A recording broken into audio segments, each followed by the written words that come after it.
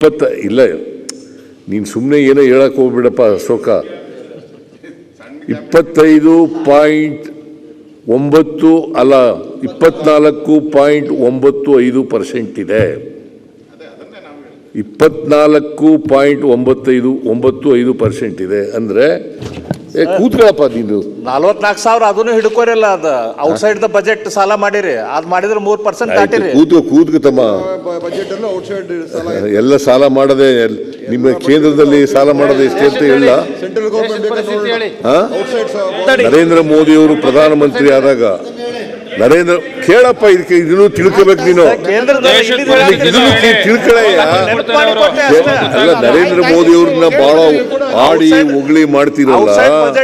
ನರೇಂದ್ರ ಮೋದಿ ಅವರು ಪ್ರಧಾನಮಂತ್ರಿ ಆದಾಗ 2014-15ರಲ್ಲಿ 53,11,00,000 ಕೋಟಿ ಇತ್ತು.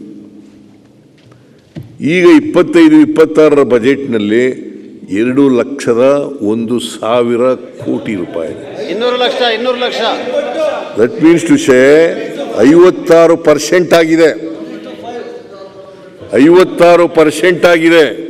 ನಾವೊಂದು 24.95, ಕೇಂದ್ರ ಸರ್ಕಾರದ್ದು 56%.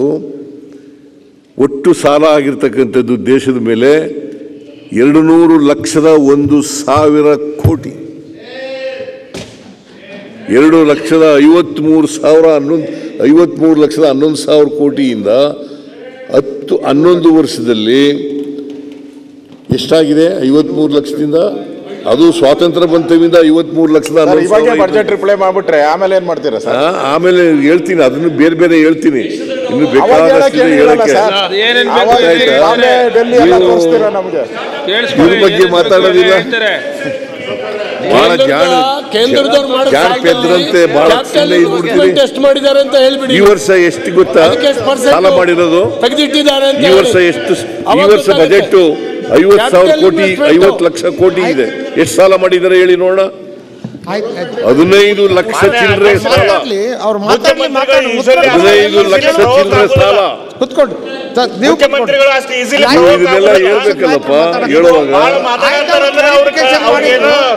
ಇದೆಲ್ಲ ಹೇಳ್ಬೇಕಲ್ಲ ಹೇಳುವಾಗ. 15,60,000 ಕೋಟಿ. ಈ ವರ್ಷ 50 ಲಕ್ಷದ ಬಜೆಟ್ ಇದೆ.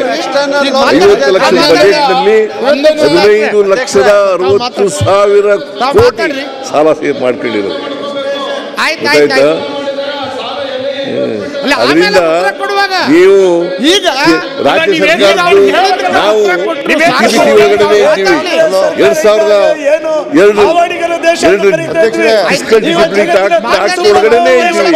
ಆದ್ರೂ ಸಾಲ ಮಾಡ್ಬಿಟ್ಟಿದ್ದೀರಿ ಯಾವ ಬಾಯಿನಲ್ಲಿ ಹೇಳ್ತೀರಪ್ಪ? ಕೇಂದ್ರ ಸರ್ಕಾರದ ಬಜೆಟ್ ನೋಡಿ ಅಧ್ಯಕ್ಷರೇ, ಹೇಳ್ರಿ. ಕೇಂದ್ರ ಸರ್ಕಾರದ ಬಜೆಟ್ ನೋಡಿ. ನಾನು ಅದನ್ನು ಬಿಟ್ಟುಬಿಟ್ಟು ಕರ್ನಾಟಕ ಸರ್ಕಾರದಲ್ಲಿ ಸಾಲ ಮಾಡಿಬಿಟ್ಟಿದ್ದಾರೆ. ನಾವು ಇತಿಮಿತಿ ಒಳಗಡೆ ಮಾನದಂಡಗಳೇನಿದೆ 2004-2ರಲ್ಲಿ ಫಿಸ್ಕಲ್ ರೆಸ್ಪಾನ್ಸಿಬಿಲಿಟಿ ಆಕ್ಟ್ ಇಡೀ ದೇಶದಲ್ಲಿ ಆಯ್ತು. ಅದು ಅಧ್ಯಕ್ಷರೇ, ಬರೀ ಕರ್ನಾಟಕ ಒಂದರಲ್ಲ, ಇಡೀ ದೇಶದಲ್ಲಿ ಮತ್ತೆ ಎಲ್ಲ ರಾಜ್ಯಗಳಲ್ಲಿ ಆಯ್ತು. ಅದರಿಂದ ನೀವು ಈ ಬಂಡತನ ಇದೆಯಲ್ಲ, ಈ ಬಂಡತನ ಪ್ರದರ್ಶನ ಮಾಡಕ್ಕೆ